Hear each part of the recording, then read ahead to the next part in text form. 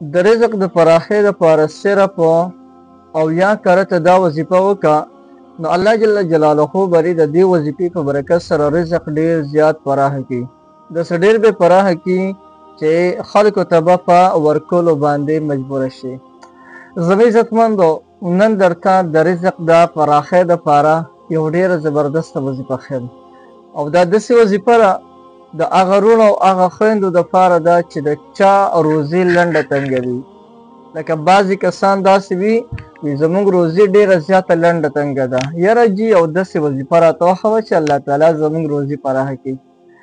دا وظیفه د هغه وروڼو او د هغه خویندو دپاره ده. الله جل شانه به د دې وظیفې په برکت سره ستاسو روزۍ کې اضافه وکړي.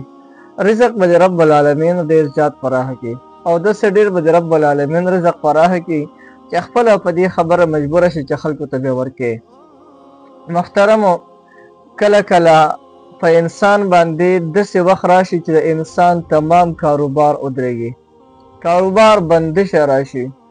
او دې وجه نه انسان ډېر سخت پریشانو سره مخامخ شي. کله چې کاروبار بند شو نو روزي به لازمه لنډه تنګه وي، نو کله چې د انسان کاروبار بند شي نو انسان د ډېرو مشکلاتو سره مخامخ کېږي، نو بیا آمدني کور ته لږه راځي او د کور خرچه زیاته وي. دې وجه نه د رزق پریشاني ډېره زیاته راځي، او بعضې وخت کې انسان دومره سخت مجبوره شي چې انسان خپلې خودکشۍ کولو ته تیار شي. لیکن دغه وروڼو او دغه خویندو ته وایم چې نن دا کومه وظیفه درته ښیمه، دا وظیفه د نن نه شروع وکړئ. انشاءالله د دې وظیفې په برکت باندې به الله جل شانه روزي ستاسو ډېره پراخه کړي. اسانه دعا ده، دعا دومره ده، دغه وظیفه د انتخابي اسانه ده، المعطي هو الله. خو د وظیفې کولو طریقه به درته ښیم چې دا وظیفه به مونږ د رزق د پراخۍ دپاره څنګه کوو. د هغې نه مخکې که د ستاسو نور یاران دوستانې ستاسو ملګري وي او هغه داسې چې د ټچ موبایل استعمال نه کوي، نو هغه بیا د دې وظایفو د دې فوایدو نه ناخبره دی او د دې نه محرومه دی. نو زما خو دا دغه دی، زما خو دا چې کوم دی عمده کوشش دی چې تاسو ته دا وظایف در ورسوم، ستاسو مشکلات باندې حل شي، پریشانۍ د ستاسو حل شي. اوس مخکې رسول کار هغه د ستاسو دی، هغه کسانو ته رسول کار د ستاسو دی کوم کس چې د ټچ موبایل استعمال نه کوي. نو محترمو، راځئ دا وظیفه درته ښیمه او د دې وظیفې کولو طریقه درته ښیمه. دې سره به یو څو خبرې بیا کوم، هغه خبرې به ضرور تاسو اورئ. وظیفه دا ده چې کله هم کور ته راځئ نو په کور کې به سلام لازما اچئ. که کور کې څوک وي نو السلام علیکم ورحمت الله السلام علیکم ورحمت الله وبرکاته،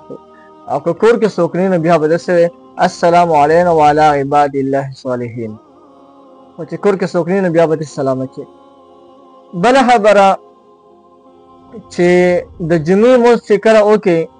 د جمعې لمونځ نه به د هغې نه پس په یو ځانله ځای کې کښېنئ او خپل ذهن به د فاسدو خیالاتو نه بلکل صفا کړئ، او د قبلې طرف ته مخکې او دا التحیاتو په شکل کې به کښېنئ، او یا کرته به المعطي هو الله، المعطي هو الله، دا وظیفه به راونیسئ، او یا کرته دا وظیفه وکړه. او بیا چې دعا غواړئ د الله جل شانه نه دعا داسې وغواړه چې انتخابي عاجزي او ډېره خاکساري پکې وي، خاکساري پکې ډېرې، عاجزي پکې ډېرې. د الله جل جلاله نه دعا په داسې حالت کې وغواړه. دا عمل تاسو تر د 2 هفتو پورې مسلسل جاري وساتئ، یعنی 2 هفتې مسلسل تاسو دا وظیفه وکړئ، المعطي هو الله، المعطي هو الله. انشاءالله چې په 2 هفتو کې دننه به الله جل جلاله ستاسو ته روزي ډېره زیاته پراخه کړي. روزۍ کې به د رب العالمین ډېر زیات برکت واچي، او داسې ځای نه به تاسو ته روزي راځي ستاسو به خپله په وهم فهم ګمان کې به خوب نه تېرېږي. داسې غیبي اسباب درته رب العالمین برابروي. او بله پیدا خو د دې دا ده د ستا کاروبار نه وي، کاروبار دې نه لګي او د کاروبار د لاسه ډېر سخت پریشانه یې، نو د دې وظیفې په برکت باندې به د رب العالمین ښکلې ځای کې کاروبار هم درکړي. او چې کاروبار میلاو شو نو الله جل شانه به د هغې په وجه باندې روزي خو هم پراخه کړي. دا وظیفه هم تاسو ته ولا دې سره یو خبر یاد ساتئ داسې څه مسله ده چې د هغې د وجې نه زموږ په روزۍ کې برکت پاسي او روزي ته نه ختم شي یعنې چې کوم برکت یا برکت ختم شي حالانکه مدني کور ته ډېر راځي خو بیا هم د بعضې کسان روزي لنډه تنګوي دا څو صحابه کرامو رسول الله صلی الله علیه وسلم مبارک ته راغلل او رسول الله صلی الله علیه وسلم مبارک ته وایي د الله رسوله وایي ما خوراک کو خو مړېږو نه یعنې روزي زموږ لنډه تنګه ده رسول الله صلی الله علیه وسلم مبارک ورته وفرمایل وایي کیدی شي تاسو جدا جدا خوراکونه کوئ صحابي ورته وایي او د الله رسوله موږ خو ټول جدا جدا خوراکونه کوو نبی علیه السلام ورته وفرمایل وایي تاسو یو ځای خوراک کوئ ځکه چې د یو ځای په خوراک کې برکت وي نو د ټولو اول چې کم کور کې روزي لنډه تنګه وي نو هغه کور والا دې د شریک خوراک شروع کړي ښه څه ځای پخ کړي خراب څه ځای پخ کړي لږې پخ کړي وي ډېرې پخ کړي وي خو خوراک د شریک شروع کړي یو دویمه خبره چې کم کور کې په کثرت سره ګناهونه کیږي کثرت سره زیات ګناهونه کیږي نو هغه کور نه رحمتونه او برکتونه وځي کم یو کور کې چې بېلمازه وي هغه کور ته د رحمت فرشتې نه راځي نو رحمتونه هم سره نه راځي نو یو کار به داسې وکړي چې تاسو کې کم کسان منځونه نه کوي هغه کسان د منځونه شروع کړي که په دې کور کې د ګناه کار کېږي د ګناه والا کار منې کې خپل ځان د ګناه والا کار بیا مه کوي په دې کور کې او د هغې نه پس دا خوراک چې کوئ نو خوراک به په شریکه کوئ جدا جدا خوراک به نه کوئ لکه بعضې کورونه داسې چې یو کس به هلته ناستي بل به هلته ناستي بل یو ځای بل ځای پښتانه وي لکه د هندوانو جدا جدا ناستي نو چې کله خوراک کوئ د شریک خوراک کوئ نبی علیه السلام فرمایي د شریک خوراک کوئ د شریک خوراک کې برکت وي نو یو دغه دی بل چې تاسو به 15 واړه وخته مونځ چې کوم دی پابندۍ سره کوئ د ګناهونو به ځان ساتئ او دا کومه وظیفه چې مې درته وښوله نو دا وظیفه تاسو پابندۍ سره کوئ تاسو به انشاءالله زر تر زره په دغه 2 هفتو کې به تاسو ته خپله اندازه ولګي چې مخکې حالات څنګه زما او اوس حالات څنګه دي زما نو د هغې مخکې حالاتو د اوس حالاتو موازنه چې وکړي نو د مخکې حالاتو نه به د اوسني حالات رب العالمین ښه کړی وي یعنې الله جل جلاله به د دې وظیفې په برکت سره د ستا روزي پراخه کړې وي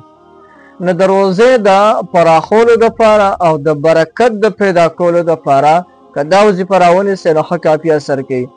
یو ځل درته بیا وایم چې کله کور ته راځئ نو